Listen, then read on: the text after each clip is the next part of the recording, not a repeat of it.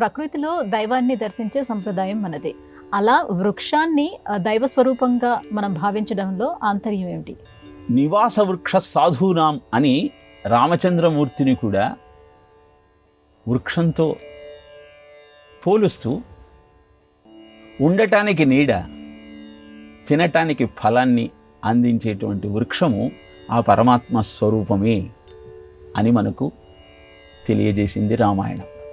ఆ ధర్మో రక్షతి రక్షిత అని ఎలా అయినా మనం అనుకుంటామో అలానే వృక్షో రక్షతి రక్షిత. వృక్షాన్ని మనం కాపాడుకోగలిగితే ఆ వృక్షం మనను కాపాడుతుంది.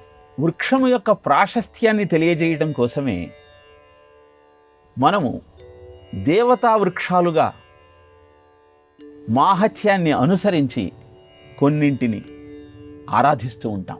తులసి మొక్క లేని ఇల్లు ఉండదు.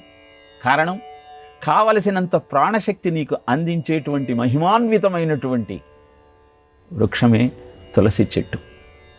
అలానే మారేడు దళాలతో నిత్యము శివార్చన చేస్తాం. మారేడు అగ్నిస్వరూపం.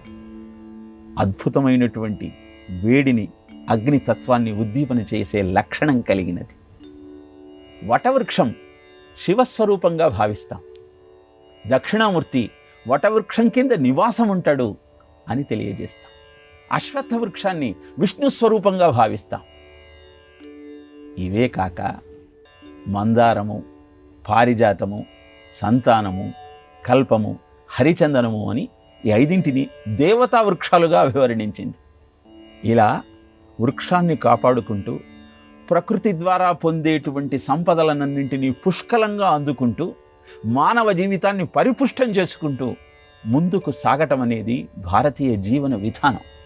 అందుకే వృక్షానికి అంత ప్రాధాన్యత ఇచ్చి అర్చన చేస్తాం. ఆరాధిస్తూ ఆనందంగా జీవితాన్ని గడపటానికి సోపానాలు నిర్మించుకుంటాం.